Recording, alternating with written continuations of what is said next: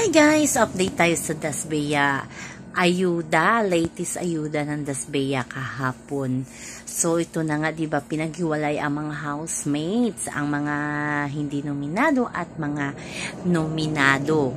Hindi nakalabas si Dustin sa secret room. Kaya yung mukha ni Bianca talaga hindi mapalagay.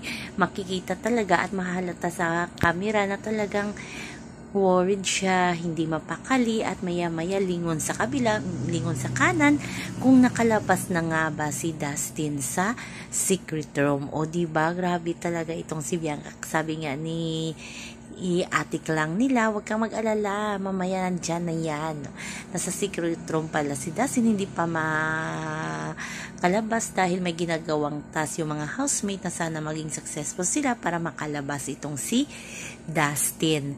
Tinutukso na ng mga housemate itong si Bianca kasi maya-maya tanong ng tanong si Bianca kung nasaan na nga ba itong si Dustin. So halata talaga na nahuhulog na talaga itong si Bianca de Vera kay Dustin. Hindi na yan joke, hindi na yan papapil or script talaga. Makikita mo talaga na hulog na siya kay Dustin yo, sabi ng mga Dasbeya fans.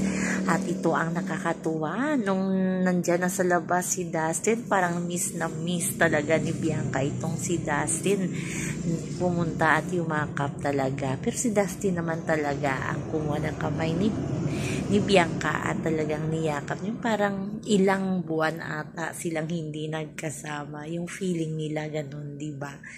So, grabe talaga ang mga Dasbeya fans. At grabe yung live sa ng Dasbeya. May nagbigay daw ng malalaki para lang ihulog, para maging safe itong si Bianca at si Dustin sa eviction night. Parang GM Fiang, yung mga malalaking fandom noon sa PBB, ganun din ang Dasbeya.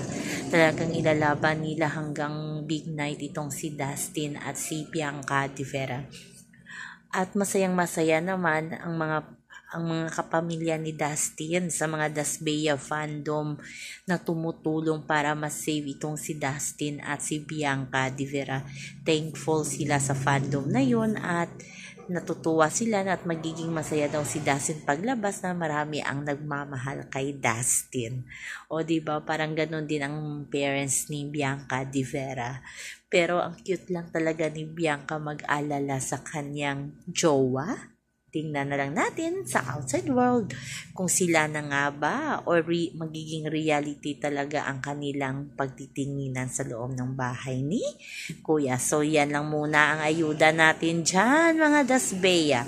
Hanggang sa muli, bye-bye. Ayan, BBS Bianca at Dustin bukas na ang eviction night. Please like, share, and subscribe my channel para ma-update kayo sa mga bagong upload. Bye-bye!